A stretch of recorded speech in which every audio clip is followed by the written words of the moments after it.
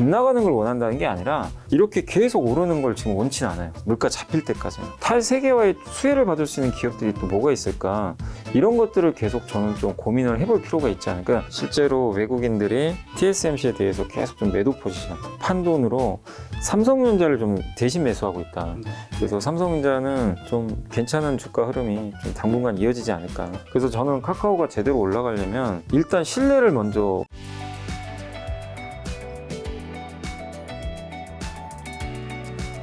지난 새벽에 굉장히 이제 올해 이제 남은 11월, 12월과 내년 증시에 굉장히 중요한 이제 뉴스가 나왔는데 11월 FOMC 금리 인상을 발표했지 않습니까? 요거 아직 못 보신 분도 있으니까 요거 한번 요약 정리 한번 해주신다면. 일단은 이제 시장이 예상한 대로 이제 자이언트 스텝이죠. 이제 0.75% 금리를 올렸고 뭐 이거에 대해서는 뭐 다 알고 있었던 그렇죠. 사실이라서 그리고 이제 연준 의장이 발언하기 전에 이제 성명서가 나왔는데 거기에 문구가 좀 들어갔어요. 그러니까 경제 상황도 좀 이제는 한번 고려를 하겠다라는 그런 문구가 하나 들어갔어요. 지난달에 없었던 문구거든요. 그래서 이제 미국 증시가 갑자기 확 올라갔었는데 연준 의장이 이제 기자회견 하면서 약간 좀 시장을 좀 눌렀죠. 예, 약간 의도적으로 저는 개인적으로 그런 느낌이 받았는데. 기자님 또 무슨 말을 했는데? 그러니까 했던 얘기는 세 개예요. 뭐냐면 12월에 기준금리 인상 속도를 좀 늦추겠다. 늦출 수도 네, 늦죠. 이제 그거는 언급을 했죠. 근데 우리는 그거 알고 있었잖아요. 미리 언질이 나왔기 때문에. 그렇죠. 그래서 네. 50bp 할 수도 있다. 네. 그래서 그건 괜찮은데 그 다음 발언들이 문제였어요. 뭐냐면 그래도 여전히 불확실하기 때문에 지난달에 FOMC 할 때 우리가 설정했던 목표보다 기준금리 목표보다 더 높게 설정이 돼야 될 것 같다. 그건 뭐냐면 지금 시장에서 예상하는 거는 내년도를 4.5에서 4.6 정도로 생각했거든요. 근데 이제 그 발언은 뭐냐면 이거 5% 넘기겠구나. 최종 금리가. 그럼 우리가 생각한 것보다 한두 번 더 올린다는 얘기예요. 그리고 그럼 언제까지 올릴래? 이런 거에 대한 이제 대답도 뭐라고 했냐면 자기도 이제 잘 몰라요. 그러니까 이 대답을 들어보면 명확하게 얘기를 안 하고 물가가 우리가 원하는 수준까지 꺾일 때까지 안 꺾이면 더 올릴 수 있다는 거죠. 계속해서 뭐 그러니까 오래 걸릴 것 같다. 그래서 기준금리 계속 올리는 거에 대해서 꾸준하게 이제 그동안 얘기를 했었잖아요. 거기서 이제 더 좀 길게, 그러니까 내년 한 1분기에 대부분 금리 인상 기조 꺾일 거라고 많은 사람들이 봤어요. 지금 속도면. 맞아. 근데 이게 1분기가 아니라 2분기까지도 될 수도 있겠다. 이제 이러다 보니까 이 두 가지가 이제 기존에 우리 예상과 좀 엇나간 거죠. 그래서 12월에 속도 낮추는 거는 오케이. 근데 더 높게 올리고 더 길게 가겠다. 이 두 가지가 첨부가 되면서 시장이 놀랬고, 사실 뭐 어쨌든 우리가 원하는 12월 약간의 보폭을 낮추는 그거는 이제 얻어낸 건 맞는데 그 전에 지수가 또 미리 올라가고 있었어요.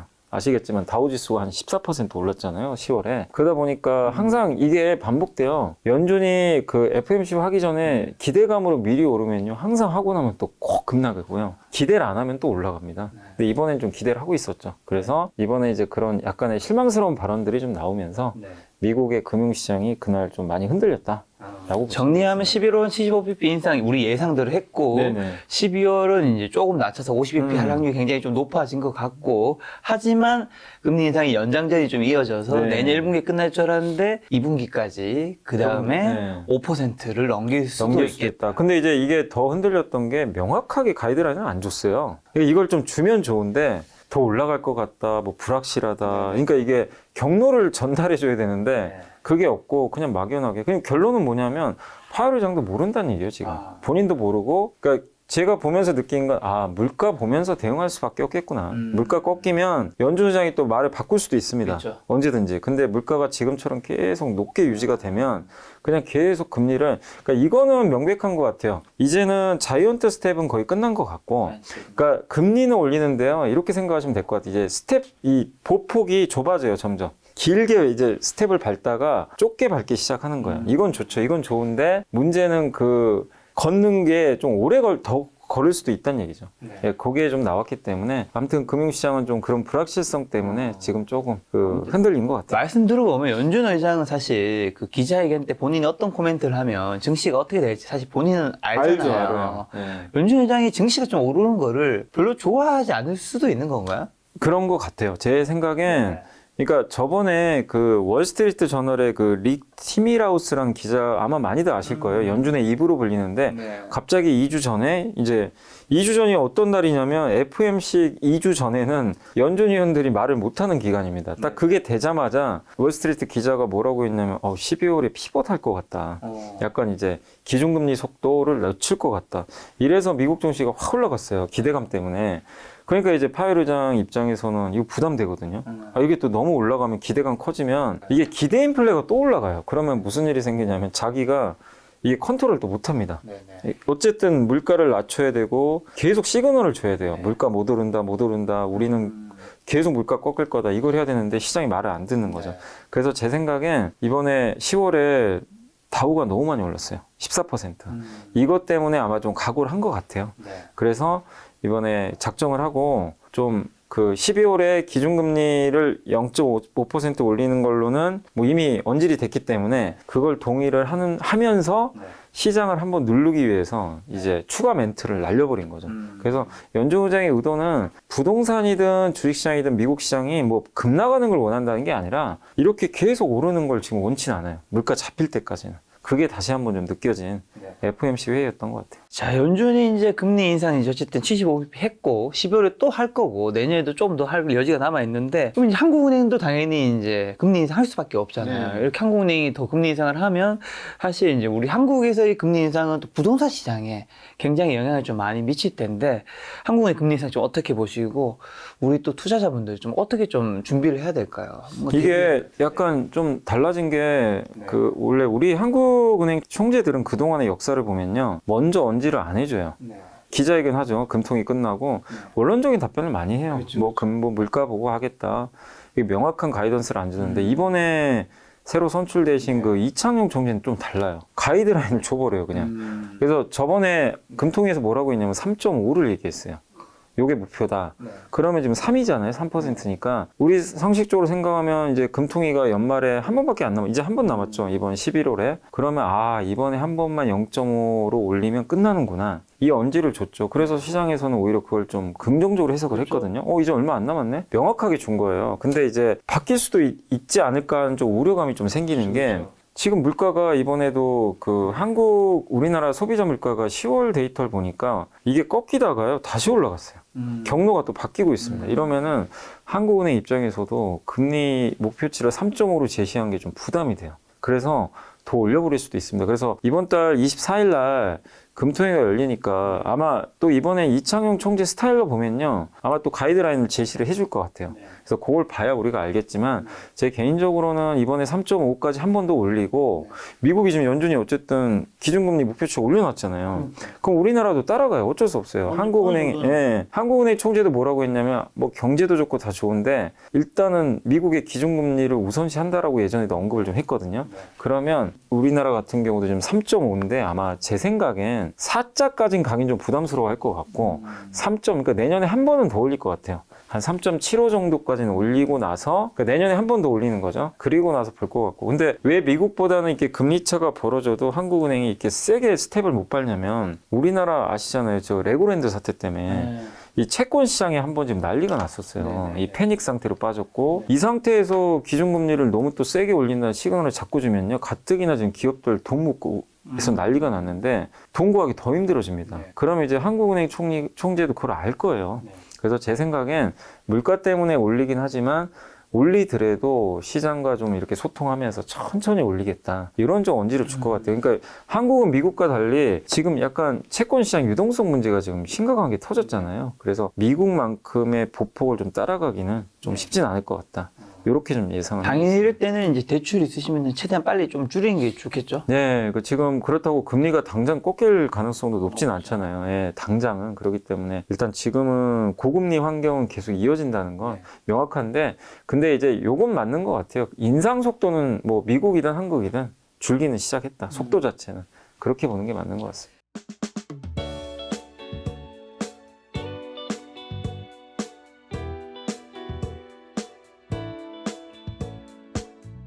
자, 이 모든 것들이 반영된 현재 한국 증시 한번 점검 좀 해주신다면. 예, 지금 이제 요즘에 보면 많은 분들이 아마 그걸 느끼실 거예요. 주식 시장이, 그러니까 외부 변수, 뭐 지금 경기 침체 오고, 물가는 여전히 높고 거기다가 전쟁은 아직도 이어지고 옆 나라 중국은 뭐 난리가 났고 제로 코로나 계속 이어지고 이런데 주식시장은 좀 올라간단 말이에요. 계속 조금 10월 달에도 증시가 6% 올랐잖아요. 그리고 더 놀라운 건 외국인이 10월에만 3조를 샀어요. 거의. 주식을 계속 삽니다. 이 안 좋은 환경에서.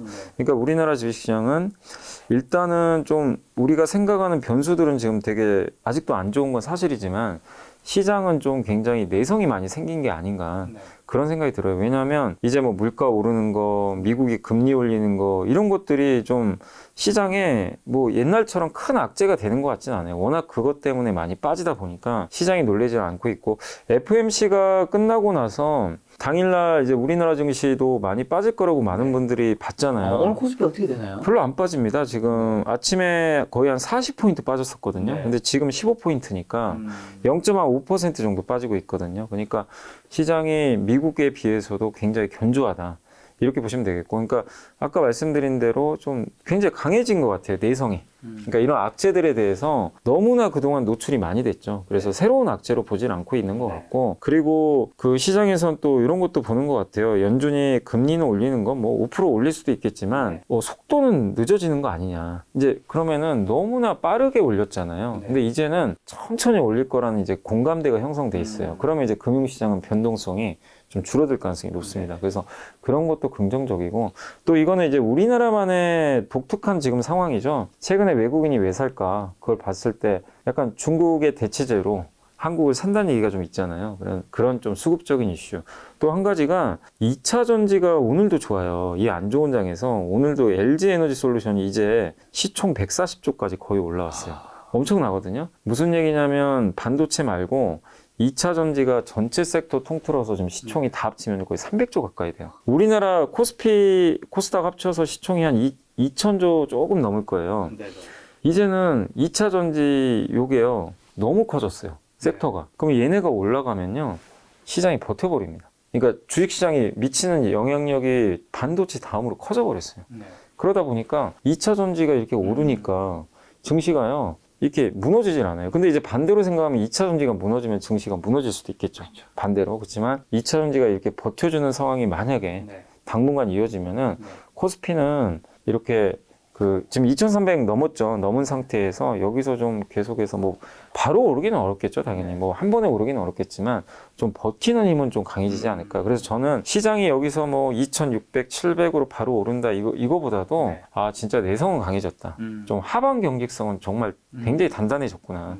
그런 지금 좀 분위기로 가는 게 아닌가. 이렇게 좀 증시. 지금 하방경 시장은 강력해져서 이제 많이 싸져서 또 사야 한다는 의견도 있고 또 어떤 또 반대쪽에 있는 분들은 아직 금리 인상 더 남았고 요즘 탈세계라서 전 세계적으로 경기가 좋지 않을 것이다. 그러면서 이제 주가가 지금도 여전히 싼 게 아닐 수 있다고 얘기하시는 분들 있잖아요. 근데 이제 요즘에 보면 그러니까 저는 이제 그 탈세계화가 시작이 됐고 미국과 중국의 갈등이 더 심해지고 이런 상황이기 때문에 당연히 이런 거는 우리나라한테는 좋은 환경은 아닙니다. 당연히 비용이 올라가기 때문에 한국은 무역으로 먹고 사는 나라잖아요. 근데 이 와중에도 여러분들이 한번 잘 봐보세요. 올해 태조 이방원이 정말 좋았고 요즘에 근데 태조 이방원 중에서 2차 전지 혼자 갑니다. 요즘엔 또. 근데 왜 갈까요? 그걸 한번 고민해 보시면 탈세계화 때문에 이 기업들이 수혜를 받고 있어요. 왜냐하면 탈세계화의 특징이 뭐냐면 공급망이 망가져요. 기존 공급망을 깨요. 그러니까 뭐 예를 들면 중국에서는 배터리를 만들고 동남아에서 뭐 차체를 만들고 이게 이제 세계화거든요. 분업화된 거죠. 근데 탈세계화는 그게 아니라 지금 미국이 뭐 하고 있어요? 야, 그거 다 필요 없고 다 미국에서 만들어. 모든 거 다. 이거예요. 근데 미국은 광물이 없잖아요. 그래서 광물만큼은 미국과 FTA 체결한 국가에서 만든 건 용인해 줄게. 요거예요. 거기에 우리 한국이 들어가 있잖아요, 지금. 한국은 FTA를 맺고 있기 때문에. 그러면 미국에서 다 만들라는 얘기예요. 분업화가 안 돼요. 근데 미국에서 만드는 순간 중국은 지우개로 지워야 돼요. 미국에 못 들어가요. 지우개처럼 없어져요. 그러면 그 중국의 빈자리를 누가 채우냐? 한국이 채우는 거죠. 2차 전지만 해도. 왜 LG엔솔이 이렇게 왜 올라가는지는 여러분도 아마 알고 계실 거예요. 결국 저는 주식 투자하시는 분이라면 물론 우리가 시장을 큰 그림에서 봐야 되겠죠. 봐야 되겠지만 그 안에서 시장을 보면서 어차피 우리가 기업에 투자를 하잖아요. 그럼 그 기업마다 다 달라요. 어떤 기업은 이런 탈세계화에서 피해를 보는 기업도 있을 거고 수혜받는 기업이 있어요. 그러니까 나는 장이 안 좋으니까 안 하겠다 이게 아니라 이 바뀐 환경에서 적응을 하시는 분이라면 시장만 볼 게 아니라 거기서 기회를 찾아야죠. 그러니까 2차 전지가 뭐 지금 사실한 얘기는 아니에요. 2차 전지 지금 이렇게 올랐는데 좀 늦었죠. 그렇지만 탈세계화의 수혜를 받을 수 있는 기업들이 또 뭐가 있을까? 이런 것들을 계속 저는 좀 고민을 해볼 필요가 있지 않을까? 무조건 그건 안 좋습니다.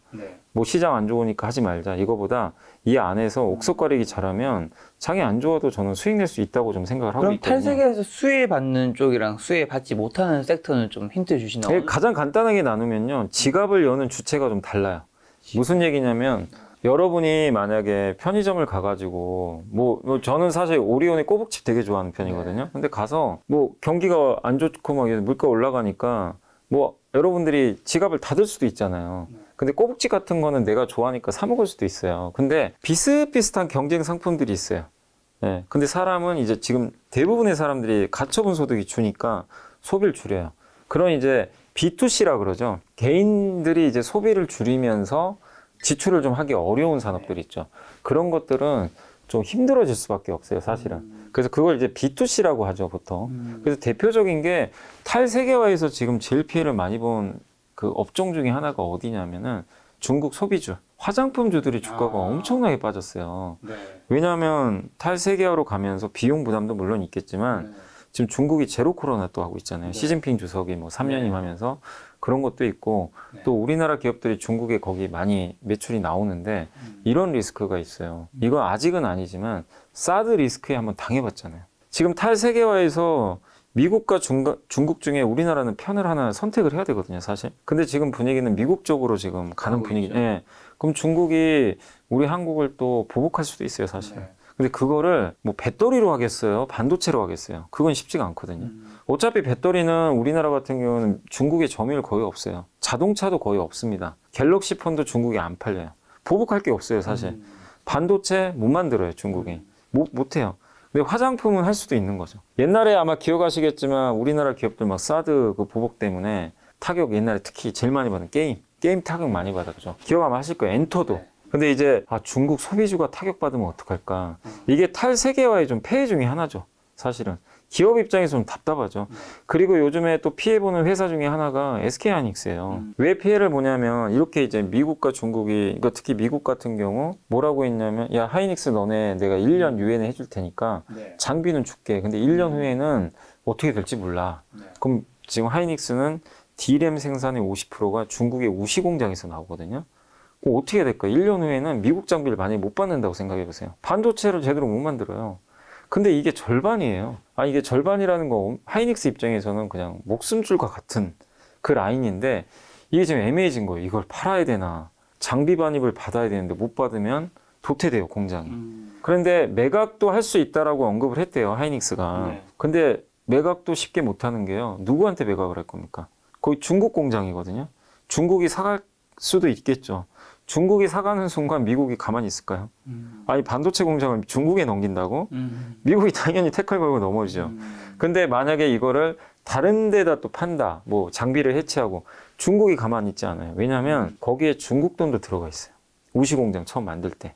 그럼 중국은 야 우리 지분 줘 이거죠. 그러니까 하이닉스가 좀 중간에 껴가지고요. 이게 탈세하게 지금 피해를 보고 있어요. 엄밀히 따지면. 근데 삼성전자 같은 경우는 물론 시안에 낸드 공장이 있긴 있지만 어쨌든 삼성은 D램이 더 중요하거든요. 그래서 D램은 대부분 저기 평택 공장이 있어요. 그러니까 요즘에 삼성보다 하이닉스가 안 좋은 이유가 그런 것 때문입니다. 그러니까 탈세계화에 의해서 이게 어떻게 보면 암암리에 피해받는 기업들도 있어요. 근데 반대로 수혜받는 기업들은 아까 말씀드린 2차 전지가 IRA, 인플레 감축법의 최대 수혜 기업이잖아요.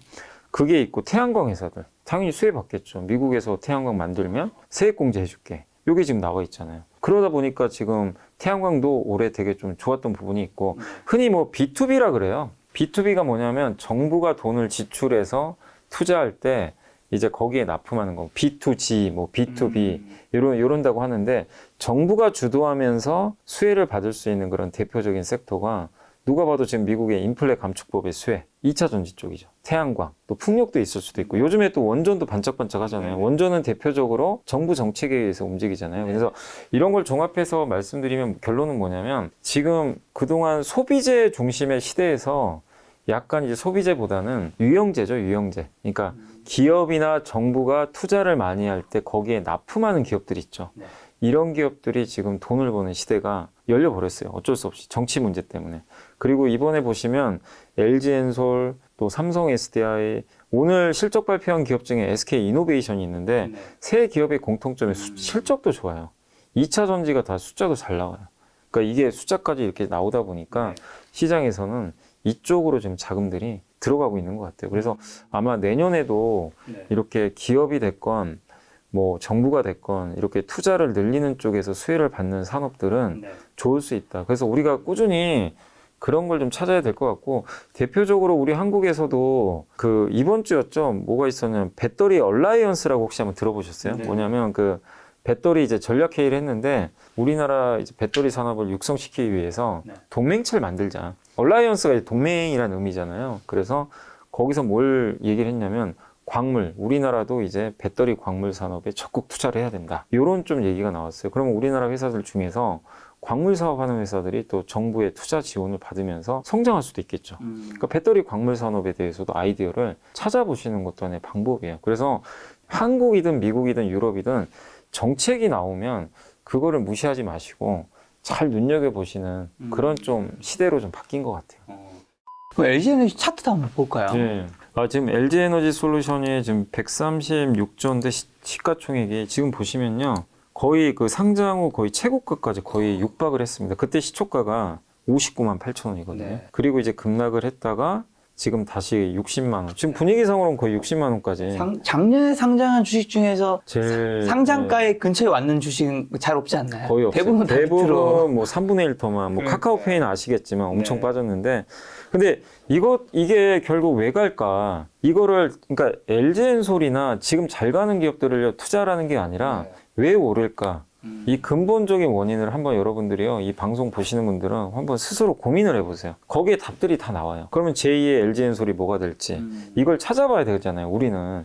그러니까 너무 시장이 좋지 않습니다. 뭐 앞으로 탈세계하니까 다 안 좋습니다. 이런 논리에 여러분들이 그 집착할 게 아니라 이 안에서 기회를 계속해서 한번 포착을 좀 하시는 그런 좀 공부를 좀 계속 해야 되는 저는 구간이 아닌가라고 좀 말씀드리고 싶어요. 자, 아까 말씀하신 SK 하이닉스는 지금 어떤 상황이죠? 하이닉스는 아까 말씀드린 대로 물론 반도체가 안 좋은 것도 있는데 탈세계와 피해주가 돼버렸어요. 그래서 지금 주가가 안 갑니다. 안 좋네요. 예, 그러니까 안 가는 이유는 사실 그게 좀 커요. 그래서 하이닉스도 주가 지금 되게 저밸류죠. 저평가돼 있고 누구나 인정할 정도로 싼 건 맞는데, 중국에 대한 리스크를 시장이 좀 이제 뭐 큰 리스크 아니겠구나 이렇게 인식을 하면요 주가 올라갈 거예요. 근데 하이닉스도 답을 몰라요. 아니 어떻게 알겠어요. 지금 중간에 껴있기 때문에. 그래서 제 생각엔 좀 정부가 도와줘야 되는 거 아닌가.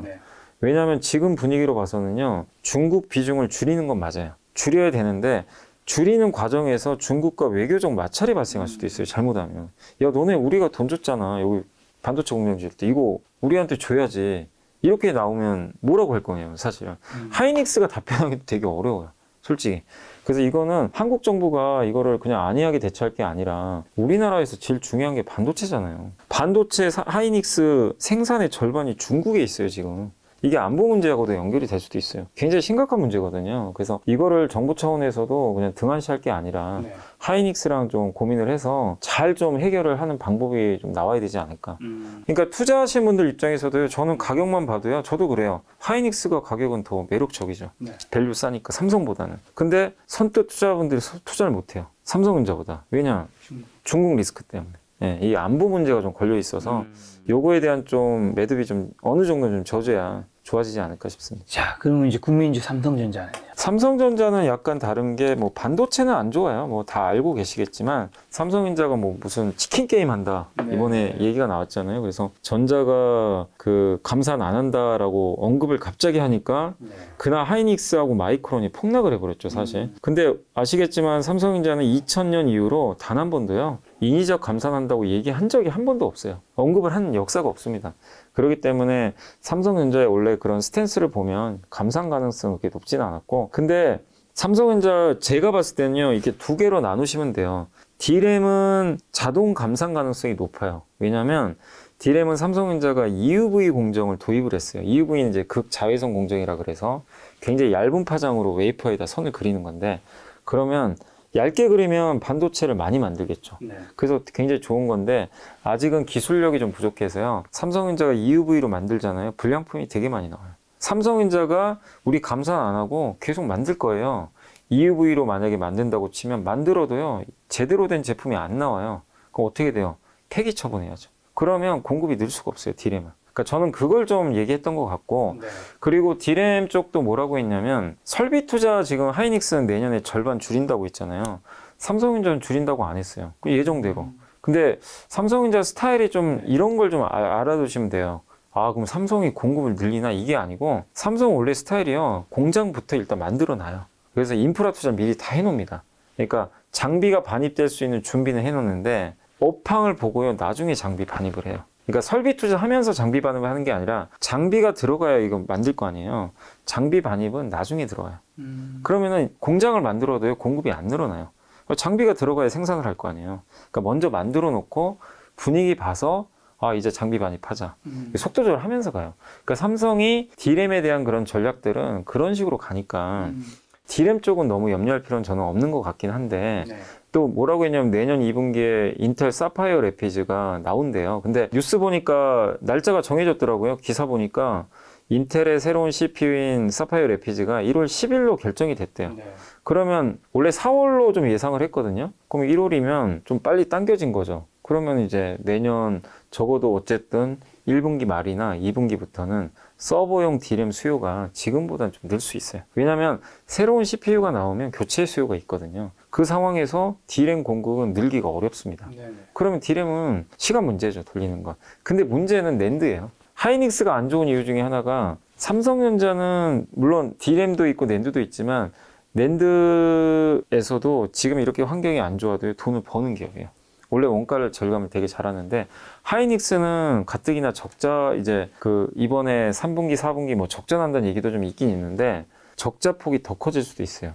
왜냐면 하이닉스는 낸드에서는 2등 업체가 아니거든요. 그리고 낸드는 5개, 6개 업체가 이게 서로 피 터지게 경쟁하는 구간이에요. 거기다 중국의 YMTC까지 있다 보니까 경쟁이 치열한데 삼성이 뭐라고 그랬죠? 공급을 늘린다라는 식의 발언을 해버린 거예요. 그럼 낸드는 바로 충격을 받을 수밖에 없어요. 네. 과점화가 안 돼 있기 때문에. 그래서 낸드 쪽에서 좀 충격파는 좀 오래 가지 않을까. 네. 요건 좀 우려가 되는 상황입니다. 그래서 내년에 하이닉스가 연간으로 빠지면 영업 적자 얘기가 나오는 게요. 하이닉스도 낸드 비중도 작지가 않거든요. 또 인텔의 낸드 사업부를 10조 원 주고 인수를 했기 때문에 네. 이것도 좀 부담스러운 상황이에요. 그래서 삼성은 1등의 여유가 있어요. 뭐 낸드 적자 나도요, 크게 안 나고, D램은 원가가 뭐 압도적으로 좋고, 거기다 또 한 가지 돈도 많고, 지금 현금이 100조가 넘잖아요.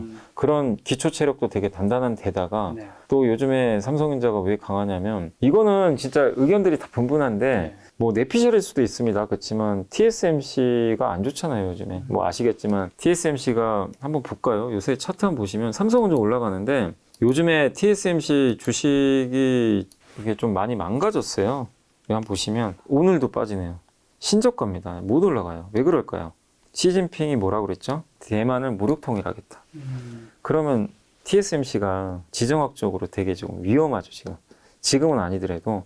그래서 지금 실제로 외국인들이 TSMC에 대해서 계속 좀 매도 포지션 취하고 있고, 네. 여기서 좀 판돈으로 삼성전자를 좀 대신 매수하고 있다. 네. 왜냐하면 TSMC가 그 만드는 비슷한 제품을 삼성이 만들어줄 수 있잖아요. 미세 공정 경쟁을 하니까 약간 대항마 역할을 하는 거죠, 어떻게 보면. 네. 그래서 삼성전자가 이런 이제 이슈들이 좀 겹치면서 요즘에 주가가 올라가고 있어요. 그래서 네. 삼성전자는 좀 괜찮은 주가 흐름이 좀 당분간 이어지지 않을까 이렇게는 좀 보고 있습니다. 자, 그럼 인터넷에 들어와서 네이버와 카카오는요. 요즘에는 좀 주가 흐름이 바닥은 좀 찍은 것 네. 같더라고요. 뭐 네이버도 보시면 이제 더는 안 빠지고 네.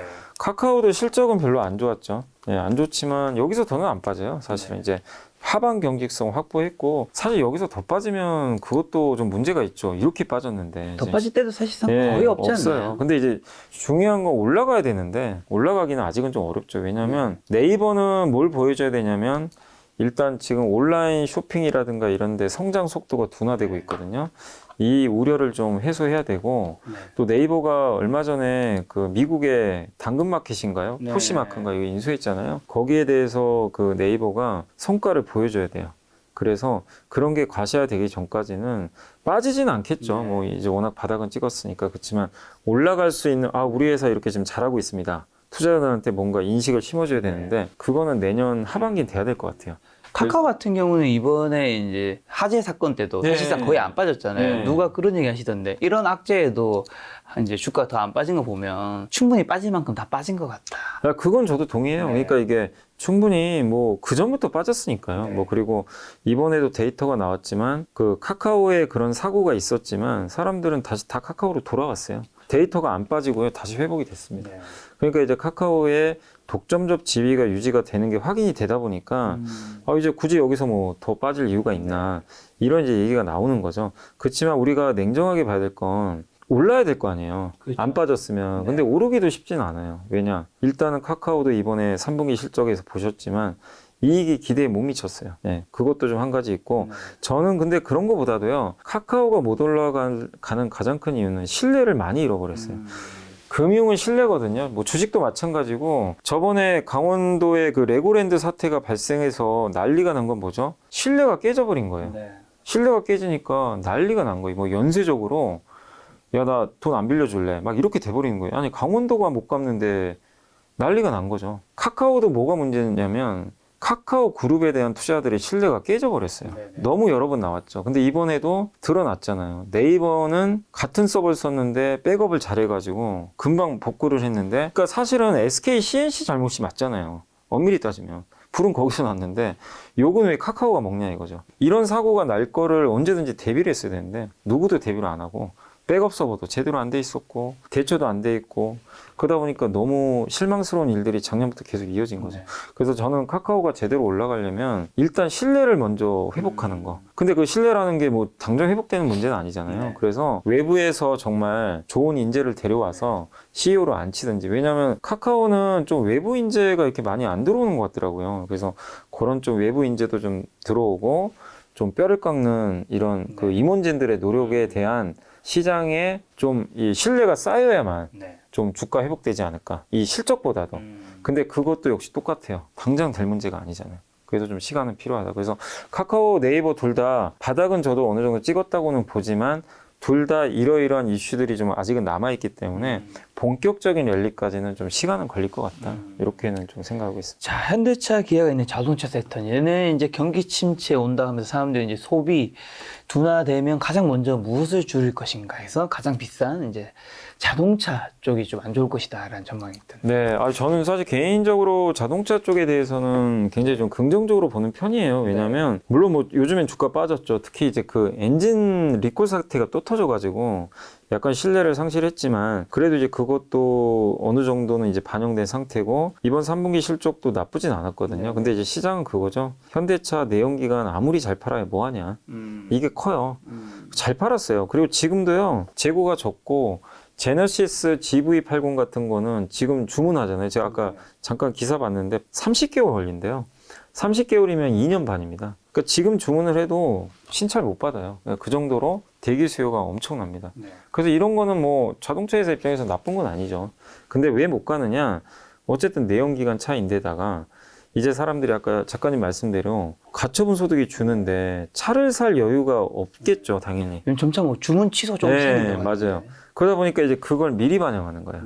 네, 내년에는 올해보다 실적이 둔화되겠구나. 그리고 인센티브라는 게 있죠. 그 미국에서는 차를 팔 때 딜러망을 이용하는데 그 인센티브가 엄청 떨어져 있어요. 그러니까 딜러들한테 돈을 뭐하러 주겠어요. 차가 없어서 못 팔고 있는데. 안 줘도 알아서 팔려요, 차가. 옛날에는 차가 안 팔리니까 딜러들한테 영업 목적으로 야, 내가 이 정도 보전해 줄 테니까 차 좀 팔아주세요. 그 비용이죠. 그걸 줬는데 지금은 그럴 이유가 전혀 없거든요. 근데 이제 재고가 만약에 조금씩 늘어나면 인센티브가 자연히 늘어나게 됩니다. 그럼 내년 실적은 또 안 좋아져요. 올해보다. 그래서 이런 것들을 반영해서 좀 빠졌고 또 한 애널리스트 분은 또 러시아 문제도 얘기하시더라고요. 러시아에 그 지금 현대차 기아 공장이 있는데 요즘에 러시아가 몰수하려는 얘기가 좀 도나 봐요. 차량 공장을. 그러면은 현대 기아는 만약에 그게 몰수당하면 2조 원 정도 이게 날아가는 거예요. 그 지금 공장 가동은 안 해요. 그래서 현대차는 아마 버티기 들어간 것 같아요. 근데 러시아가 그거 몰수하면 안 되죠, 당연히. 우리나라 자산인데. 그래서 그건 안 되겠지만 시장은 또 그런 것도 약간은 우려를 하고 있고, 또 마지막으로 왜 이렇게 그럼 또 안 가느냐. IRA 법안에 피해 주잖아요. 인플레 감축법이 통과돼서 지금 바로 시행되는 것 중에 하나가 그 미국에서 현지 조립 안 하는 전기차는요, 그 보조금 혜택을 못 받아요. 내년에 못 받는 게 아니라 지금부터 못 받고 있어요. 그러니까 이제 이거 현대차, 아니 조지아주에 공장까지 만들어준다고 했는데 현대차 이거 너무나 차별하는 거 아닌가. 유럽에서도 지금 난리가 났어요. 이 법안 또 통과되고 나서 유럽의 그 독일도 그렇고, 야 이거 유럽 차별하는 법 아니야? 야 너네들 미국에서만 만든 차만 인정해주면 우리 지금 당장 어쩌라는 거냐.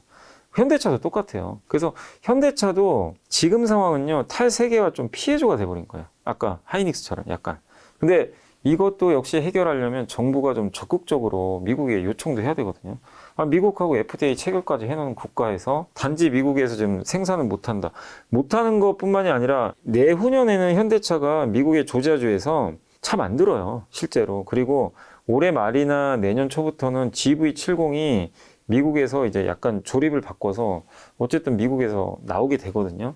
그럼 시간이 좀 지나면 현대 기아도 만드는데, 지금 당분간은 어쨌든 보조금 혜택을 못 받는데 이거 정도라도 유예해줘야 되는 거 아니냐. 근데 미국에서는 지금 얘기가 없잖아요. 우리 한국 정부도 뭘 얘기는 하는 것 같은데 미국이 안 받아주고. 그러니까 본의 아니게 현대차는 지금 피해받고 있어요, 사실. 그래서 IRA 법안의 피해주로까지 인식이 되다 보니까 주가 좀 빠지고 있고, 전기차가 잘 팔려야 되는데 지금 이 상태에서 전기차가 또 팔리겠어요.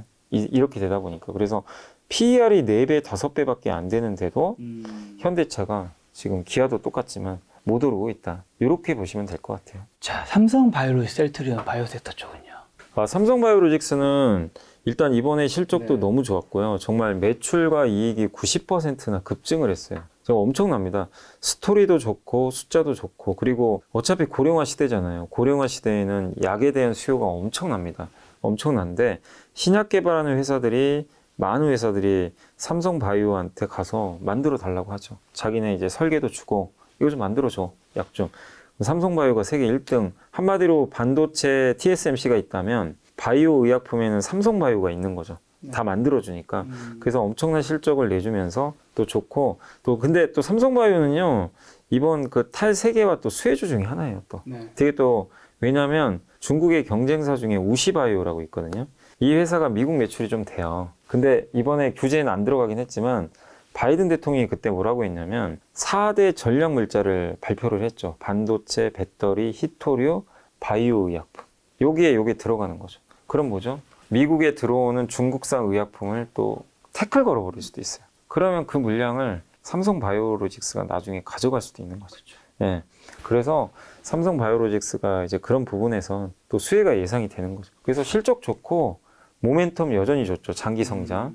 거기다가 이 탈세계화 수혜. 단점은 비싸다는 거죠. 주가가 싸진 않죠. 밸류가 비싸다는 그 단점 하나만 빼면 삼성 바이오로직스는 다른 부분에서 굉장히 주가가 올라가는 건 일견 타당하다라고 좀 보고 있습니다. 셀트리온은요? 셀트리온은 CMO는 아니잖아요. 사실 어떻게 보면 주력은 바이오시밀러니까. 근데 저는 개인적으로 셀트리온을 조금 지난 한 1, 2년 되게 안 좋았잖아요. 뭐 보시다시피 이렇게 많이 빠졌잖아요. 근데 내년엔 좀 괜찮게 보는 이유가 좀 있어요. 왜냐하면 셀트리온은 매출의 많은 부분이 유럽과 미국에서 나와요. 근데 점점 미국 비중이 늘어나거든요. 근데 지금 미국도 약가 인하를 해야 됩니다. IRA 법안에 재원이 있어야 되잖아요. 그 중에 많은 부분이 그 약가를 낮춰가지고 그 낮춘 돈으로 그걸 재원을 마련해서 IRA 법안에 재정으로 쓰겠다. 이게 목적 중에 하나거든요. 약가 인하하는 대신에 그럼 뭘 써야 돼요? 복제약 써야죠. 신약은 비싸니까. 그래서 바이오시밀러가 대안이 되는 거죠. 그래서 저는 내년도에 셀트리온 좀 나쁘지 않을 것 같고, 그리고 셀트리온이 지금 미국에 뭐 공장도 지을 수도 있다라는 뭐 얘기도 저번에 한번 하더라고요. 왜냐하면 이번에 그 미국에서 나왔던 얘기 중에 하나도 미국에 공장이 있고 미국에서 생산한 제품에 대해서는 또 우대하려는 그런 움직임이 있어요. 그럼 셀트리온도 아마 미국 쪽의 공장을 제가 정확히 모르겠습니다. 저도 이게 좀 헷갈려가지고 미국의 공장을 제가 기사가 잠깐 어렴풋이 기억이 나서 그러는데 한번 그 댓글 달아주시면 될 것 같고 아무튼 미국에 공장 지을 계획이 있다라는 제가 기사는 기억이 나거든요. 근데 저는 미국에 지어야 된다고 생각은 해요. 만약에 없다면. 왜냐하면 미국에서는 지금 그렇게 하는 업체에 대해서 우대하는 쪽으로 좀 가려고 해요. 예. 그럼 미국이 공장이 있고 없고가 차이가 나중에 크게 벌어지거든요. 네. 그래서 만약에 셀트리온이 그런 계획을 갖고 있다면 그것도 긍정적이지 않을까 이렇게 보고 또 내년에 한 가지 좀 기대할 만한 건 휴미라라는 이제 그 제품이 하나 나오는데 이게 뭐냐면 에브비에서 만든 면역 치료제로 제가 알고 있는데 전 세계 바이오 의약품 중에서 제일 커요. 이 시장 크기가. 이 복제약을 일단 셀트리온이 만들었거든요. 네. 삼성바이오도 만들었어요. 내년에 이제 출시가 돼요. 물론 셀트리온이 무조건 1등 한다는 얘기는 아닙니다. 누가 1등 할지는 솔직히 모르죠. 삼성 바이오 에피스가 할 수도 있고 셀트리온이 할 수도 있지만 어쨌든 미국에서 이제 맞짱을 뜨거든요. 근데 어쨌든 그 내년 8월로 알고 있거든요. 그때 출시할 텐데 기대감이 분명히 생길 거예요. 시장이 엄청 커요, 이게. 그래서 저는 내년에 지금 미국 시대고 미국 경제가 지금 성장하는 시대에 미국 비중이 높고 미국에 내년에 새로운 약이 나올 거고 또 중국을 견제하고 있고 미국이 또 약가이나 이런 부분에서 바이오시밀러가 수혜를 받을 거 이런 걸 봤을 때 셀트리온도 조금 한번 내년도 흐름은 괜찮지 않을까 저는 그렇게는 좀 보고 있습니다. 자, 금리 인상이 아직 멈추지 않고 있는데 지금 이제 금융 섹터, 은행, 증권, 보험 쪽은 어떻게 되나요? 은행은 그래도 실적이 워낙 좋다 보니까 은행업종은 좀 저는 개인적으로는 좀 잘 버티고 있다라고 좀 보고 있고, 물론 은행도 많이 빠졌어요. 고점 대비하면. 근데 은행은 그 유동성 리스크는 없거든요. 워낙 현금이 많기 때문에. 그래서 빠지고 나서 보시면 버티고는 있죠. 잘 버텨서 금융 3사 중에서는, 그러니까 은행, 보험, 증권 중에서는 은행이 좀 제일 단단하다. 이렇게 보시면 되겠고, 그리고 기본적으로 배당을 최소 거의 한 6% 이상씩은 주는 것 같아요. 곧 이제 배당 시즌이죠. 네, 그래서 굉장히 그런 부분들이 좀 매력적이어서 은행은 너무 염려 안 하셔도 되는데, 이번에 근데 보험도 되게 안전하다고 생각했잖아요. 근데 보험이 한번 얼마 전에 아마 그 뉴스 보셨는지 모르겠는데, 그 흥국생명이라고 혹시 아세요? 네, 알죠. 그 기사 나왔죠. 갑자기 무슨 뭐 콜옵션을 이제 안 하겠다. 조기 상환. 뭐냐면 흥국생명이 보통 이제 이렇게 그 자본을 조달을 할 때 연구체를 발행을 하는 경우들이 이 생명보험사들이 많이 있거든요. 연구체는 뭐냐면 만기가 없어요. 그냥 영원히 계속 그냥 이자만 내면 되는 거죠.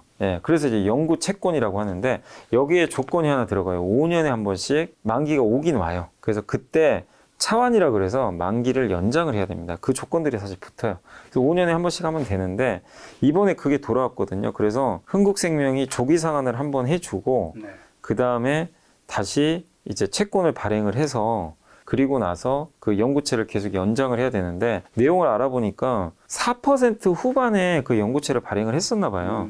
근데 이거 차환 발행을 하려니까 지금 금리가 8%까지 뛴 거예요. 그러면 흥국생명 입장에서 어떻게 했어요? 금리 4%나 뛰었어요. 부담되겠죠. 되게 돈이 없는 건 아닙니다. 근데 이거를 또 발행을 해서 이렇게 하려다 보니까 자금 유출이 많이 생기니까 무슨 일이 발생하냐면 금감원이나 이런 데서는요 규제를 해요. 보험사들이 일정한 자본을 갖고 있어야 되거든요. 왜냐? 만기 돌아오면 고객들한테 돈 줘야 될 거 아니에요. 그죠? 뭐 생명보험이나 이런 것들 당연히 돌려줘야 됩니다. 그럼 자기 자본이 부족하면 안 돼요. 일정 비율을 유지하라 그래요. 근데 만약에 이렇게 금리 오르고 막 이렇게 계산을 해보니까 그 규정 밑으로 내려갈 것 같은 거예요. 그럼 이제 바로 페널티가 들어오겠죠. 그래서 뭘 했냐면 우리 이거 안 갚겠다. 조기 상환 안 하겠다. 이 얘기를 해버린 거예요. 그러니까 이제 그때 흥국생명 그 연구채권인가요? 그 가격이 엄청 좀 빠지기도 했다는 것 같긴 한데 어쨌든 이제 이런 일들이 발생하다 보니까 이제 보험사도 못 믿겠다. 신뢰가 깨져버린 거죠. 신뢰가 깨진 거예요. 이거는 다른 문제가 아니라 부도난다가 아니라 저번에 레고랜드 문제도 그렇고 흥국생명 문제도 그렇고 아니 뭐 갑자기 약속을 했으면 약속을 지켜야 되는데 안 지켜버리는 거예요. 그럼 무슨 일이 발생할까요? 누구도 못 믿어요. 금융거래 안 하려고 그래요. 내가 이거 얘한테 돈 빌려줬는데 지금 분위기로는 못 받을 것 같은 거예요. 그럼 어떻게 되겠어요? 평소 같으면 돈 빌려주는데 안 준단 말이에요. 그러면 이게 신용경색이 발생해서요. 연쇄 도미노가 발생해요. 그래서 요즘에 보험주들도 되게 단단했는데 그 흥국생명 사건 때문에 좀 리스크가 있습니다. 그러나 저는 보험주까지 너무 걱정하지 말자. 왜냐면 보험주 돈 많아요. 많기 때문에. 근데 지금 사실 은행, 보험, 증권 중에 제일 그러니까 굳이 따지고 보면 제일 위험한 건 증권사예요. 왜냐면 증권주들은 돈이 뭐 아주 없다기보다는 부동산 PF를 그동안 좀 많이 했잖아요. 여기서 만기가 돌아오면 아까 그 흥국생명처럼 차환을 발행해가지고 만기를 연장해야 되거든요. 연장 안 해주면 어떻게 돼요? 자금 조달이 안 돼서 그 돈을 갚아야 되거든요. 증권사가. 부동산 PF 만기가 돌아오면 이걸 인수한 증권사가요. 떠안아요. 떠안아서 그래서 그거를 다시 발행을 해가지고 투자자를 찾아서 만기를 계속 연장해요. 그래서 아파트가 탁 다 젖으면 이제 돈 받아서 상환하고 끝. 이 구조인데 지금 어떻게 돼 있죠? 레고랜드 사고는 터지니까 부동산 PF 시장이 얼어붙어가지고 만기 연장을 해야 되는데 안 해줘요. 그럼 무슨 일이 발생합니까? 증권사가 갚아야 돼요. 증권사가 갚아야 되는 은행이 갚아줘야 되겠죠. 근데 중소형 증권사 중에 돈이 없을 수도 있거든요. 당장. 그럼 어떻게 돼요? 힘들어지는 거죠.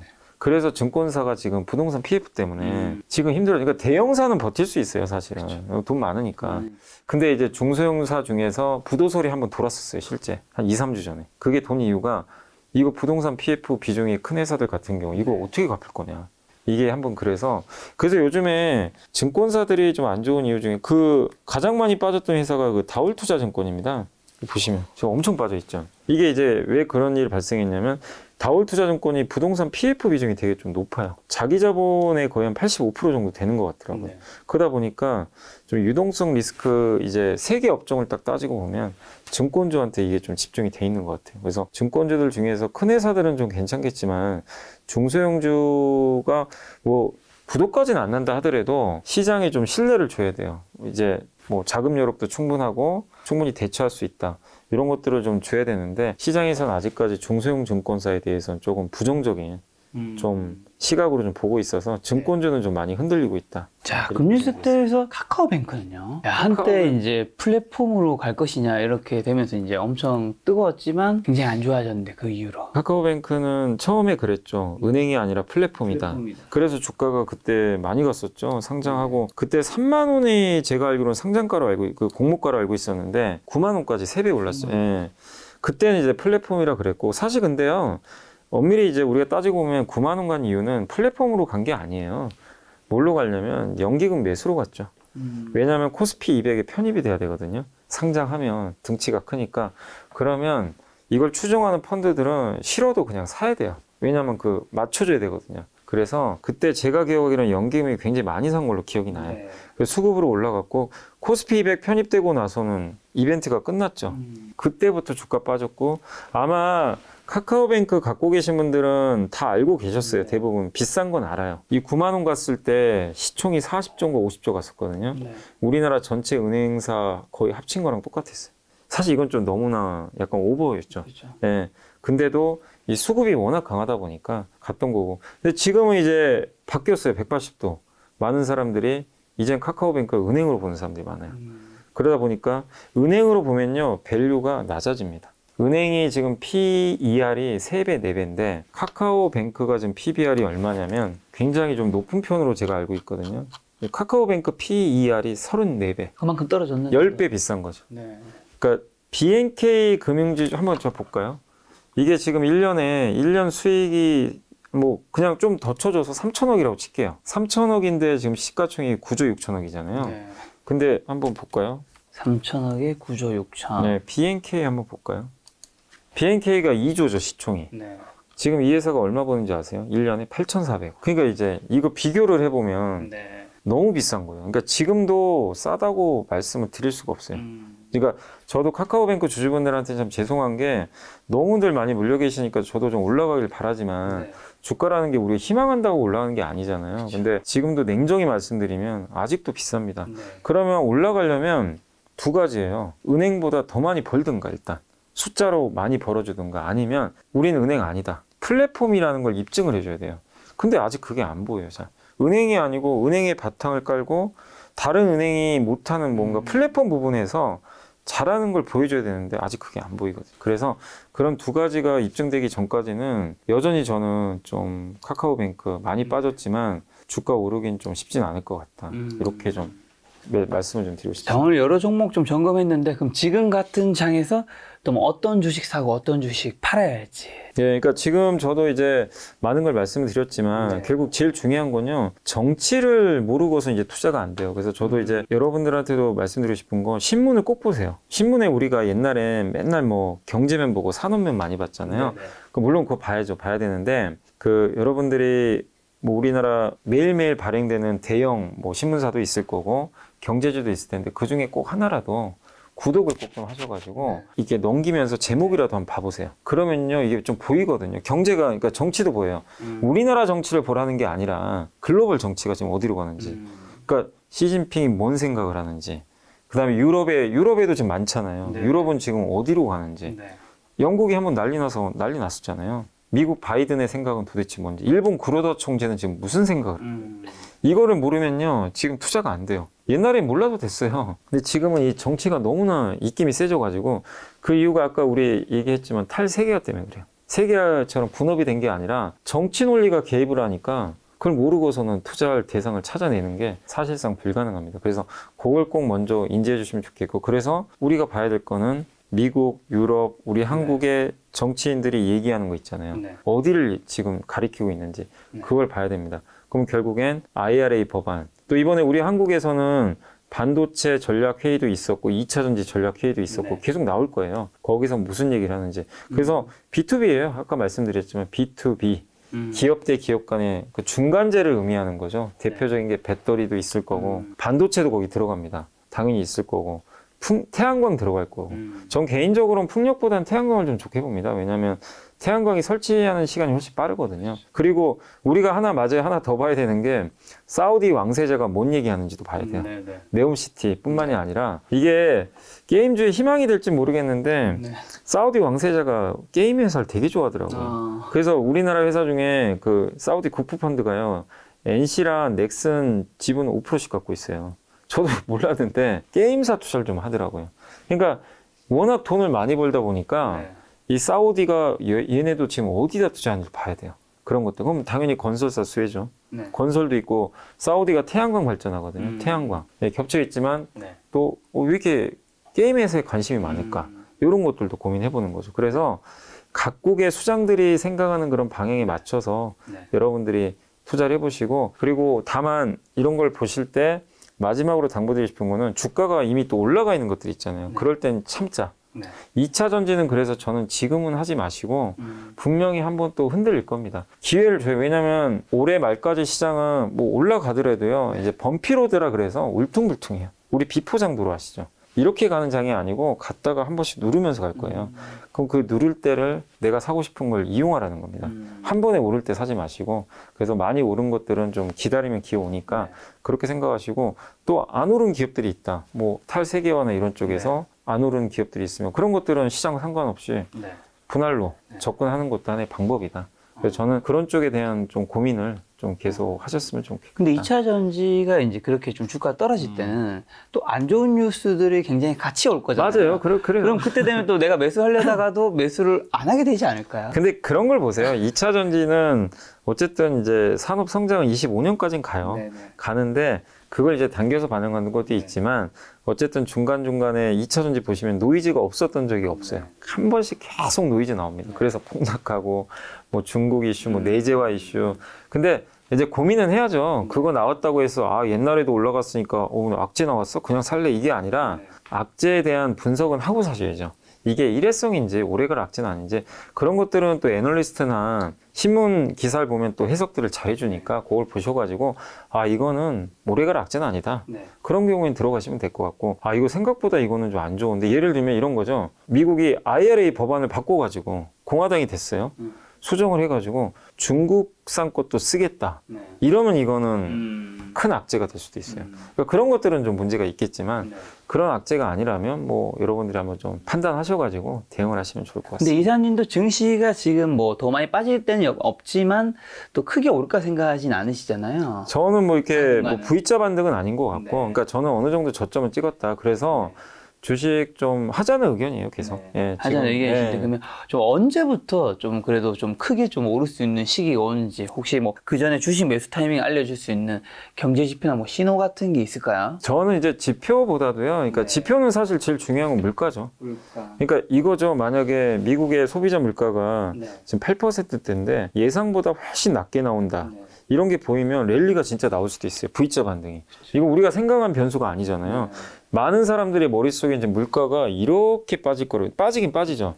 천천히. 이렇게. 근데 만약에 그게 아니라 지금 이 상태에서 이렇게 갑자기 어느 순간 빠진다. 그러면 이건 랠리예요, 그냥. 이건 볼 필요 없이 그냥 V자 가는 겁니다. 그래서 그게 하나 있고, 그리고 두 번째가 뭐냐면 연준 의장이 이 얘기를 꼭 해줘야 돼요. 이제는 인플레는 어느 정도 좀 잡힌 것 같습니다. 이거는 내년에 아마 발언은 나올 것 같아요. 그러면은 당연히 그러면 시장이 완전 색깔이 바뀌는 거죠. 그래서 그런 것들이 있어야 되는데, 근데 아직은 누구도 알 수 없잖아요. 누구도 못 맞추고. 근데 저는 이제 봤을 때 이 정도면 어느 정도 이제 저점은 다져간 것 같다. 그래서 좀 흔들릴 때 여러분이, 그러니까 종목은 잘 고르셔야 돼요. 아무거나 투자하면 안 되겠지만 지수가 무서워서 투자를 하지는 말자. 그런 생각은 좀 버리시고, 그거보단 지수의 두려움을 갖기보다는 내가 갖고 있는 기업이 만약에 강세장이 왔을 때 소외되면 어떡할까? 이게 더 무섭거든요. 그래서 업종과 기업에 대한 고민을 꾸준히 좀 할 때다. 저는 이 말씀을 좀 드리고 싶습니다. 알겠습니다. 마지막으로 11월, 12월만 한해서 증시 투자 포인트랑 눈여겨야 될 변수만 딱 집어주신다면. 이번에 이제 그 중간 선거가 얼마 안 남았잖아요. 그렇죠. 그래서 중간 선거에서 지금 지지율을 보면 거의 공화당이 이길 것 같아요. 그거는 IRA 법안 수혜주들한테 한 번의 빌미가 될 수 있어요. 법안이 완전 수정된다 이거보다도 공화당은 일단은 청문회까지 열겠다고 한번 얘기를 했거든요. 그러니까 약간 불합리한 부분들에 대해서는 좀 바꾸려고는 하는 것 같아요. 근데 실제 내년 1월 돼야 임기가 시작되니까 뭐 당장 못 바꾸겠지만 IRA 법안 자체가 폐기되거나 그럴 것 같지는 않아요. 근데 아무튼 IRA를 이끈 주체는 민주당이에요. 그러면 공화당이 만약에요 압승을 했다. 뭐 예를 들면 그러면 태양광이나 풍력이나 2차 전지가 한번 휘청일 수 있어요. 네. 그리고 반대로 탈세계화 때문에 약간 힘들었던 기업은 또 반대로 올라갈 수도 있어요. 현대차는 올라갈 수도 있어요. 오히려 그렇게 되면. 그래서 그런 변동성이 11월에 한번 나올 수도 있으니까 그런 점은 한번 여러분들이 주목해 볼 필요는 있는 것 같습니다. 알겠습니다. 네, 이사님과 또 다음 달에 뵙도록 하겠습니다. 오늘 만난 손님은 임성 이사님이었습니다. 지금까지 오늘 소중한 시간 함께 해주셔서 정말 감사합니다. 오늘도 김 작가였습니다. 고생 많으셨습니다. 네, 감사합니다.